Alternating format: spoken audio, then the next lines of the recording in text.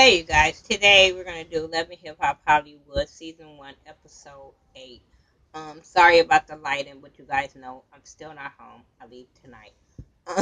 We're not going to go in order, I don't think, because I didn't take any notes. But we're going to talk about Love and Hip Hop Hollywood anyway. Let's start with the relevant shit that didn't matter. Ray J and Princess little thing at dinner or whatever, kissing on each other, that didn't matter. We don't care about him being a bad boy. You just need to fix it, Brandy little brother. Um, the whole story thing with where we gonna go? Do I wanna go? We're gonna go with Young Bird, in his Pentagon. So he got first here in the studio. He had made it all nice and intimate and all this kind of shit, and they celebrating her song and all this kind of stuff. Whatever. He's trying to fuck. The whole time he's talking to her, the whole thing I see of him is him trying to fuck. Um, Not happening, boo. She's all about this music. She know what you're about. And she's just happy that he made her a hit song. Sometimes I kind of feel some kind of way when you just have writers writing your thoughts or whatever. I like people that write their own songs and sing their own songs because then we know where their heart is and what they writing from the heart. But some people have good songs. So what I heard, I'm like, okay, I'll give it a listen. Won't buy it, but I'll give it a listen. So then his messy ass turns it around and tells her about the whole situation with him and Hazel and how Hazel turned up on him about forgiving her the song. But he felt to mention that he was calling her bae and all boo and all this kind of stuff to Hazel and how he believed in her more than he did Hazel or whatever. That's what made Hazel turn up.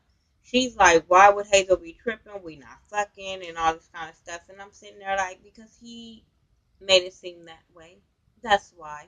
Burke was being messy as fuck, and this is what I have to say about these little ass boys on this show. Grown ass men don't try to make women fight. That's just number one. Um, so then you have Hazel in the gym talking to Masika about Youngberg and all the drama that happened with them two and about the song and how he don't want to sign off on the song and how he pissed off about it and then they start talking about Tierra and Masika egging her on like, do you think they fucking and all that kind of stuff? And I'm sitting there like, why would you pump this girl up? And so she like, are you mad about her with the song or you think they having sex? And she was just like, it's a mixture of both. And I'm like, oh, you're gonna feel stupid when you find out that's not what it was about. Just saying. Um, so then Masika started talking about how her and Berg was friends. So Hazel started feeling some kind of way like when y'all become friends and all that kind of stuff. And she was saying how she fell back from being his friend because of her friendship with Hazel. Girl, that's a stupid excuse. If you were friends with him before her, you'll be friends with him without her if you're not trying to fuck him. You're not trying to get on with him. Come on, for real. So then after all of that, Masika goes out with Young Bird and they're having dinner and they're talking about the song and how delusional Hazel's supposed to be and all this kind of stuff. I'm like, oh my God, I am not liking Masika. I didn't like her, then I started liking her. Now I'm back to not liking Masika. Bitch, you were nasty as fuck. I don't give a fuck how delusional Hazel is, bitch. You broke the code. Come on. Like, you're talking about her first of all to him, knowing how she feel about him. Then he offers you her song and you takes it. I mean, business wise, I understand, but then you be all up in her face and talking to her about this dude, and then you behind her back doing this type of shit, talking about her, and I don't like Masika any fucking more. Then Masika invited her to her little billboard little thing party or whatever. So no, well, she didn't invite her, but while Berg and Masika is at dinner or whatever that was, and they over there talking about the song, They start taking Instagram pictures and she's sitting on his lap and he kissing her and I'm like, bitch, you are fucking wrong. You thought ass bitch. Like, come on. Like, I understand, like she said, they don't go together, but bitch, you sure know how she feel about him. You knew it was gonna be messy. You knew it was gonna be something. I don't fucking like her. I don't fucking like her no more. Then like she had the little billboard thing, so Hazel see these pictures on Instagram, so Hazel go check that. And Hazel had every fucking right to, because bitch, you sitting with me hearing my little cries about this nigga, and then you go and have whatever you have with him, then you post some pictures with him. Come on. So Hazel had every fucking right to confront Masika. Then Masika getting mad at her, talking about, I don't fuck him, I ain't never fucked him. But bitch, it's the way you came off. A picture, I keep telling people, picture speaks 1,000 words. So come on. Regardless if you not fucking him, you knew what that was going to entail with Hazel. Come on, you knew that was going to set her the fuck off. And I don't like a person that just be messy and spiteful for no fucking reason. And that's what she did. So anyway, moving on from them because it was just a mess in its fucking self. Amanda, Moniece, and Fizz. Let me tell you something, Fizz. Of all the B2K people, I liked Fizz. I felt they was too young for me. I feel like a pedophile like B2K. But of all of them, I was like, that's the cute one. That's the one I like. He's the quiet one, blah, blah, blah. But this dude is such a fucking punk that I just don't fucking get it. He meets up with Amanda, and since the last argument, he ain't seen her. Well, he's seen her, but he ain't really talked to her or whatever. But as he seen her, he said that he knew all the shit that he thought about her was true because dude wasn't in Miami. He was in LA. And how he knows is because he driving down the street, he looks over and he see the dude in the car with her. He sees the dude in the car. I'm like, are you fucking kidding me? And you still want to talk to this bitch and get her side? There's no side when you busted her. Then she gets to the restaurant, they're talking or whatever, and she don't have no fucking remorse. I don't care how much she say she's sorry and all this kind of shit. That bitch didn't have no remorse. She she wants to string you along because she can. She's stringing you along because she can. That's my whole thing with her. Like, I don't feel bad for Amanda. That bitch is raggedy as fuck. But come on now, you got a son. You gotta think, why is he acting like the female role in this whole situation? I don't fucking get it. So then he invites Moniece to his new place or whatever, let her check out the new place or whatever. They moving into the right direction of co-parenting and working things out to be cordial towards each other and all this kind of stuff. And they looking around the house.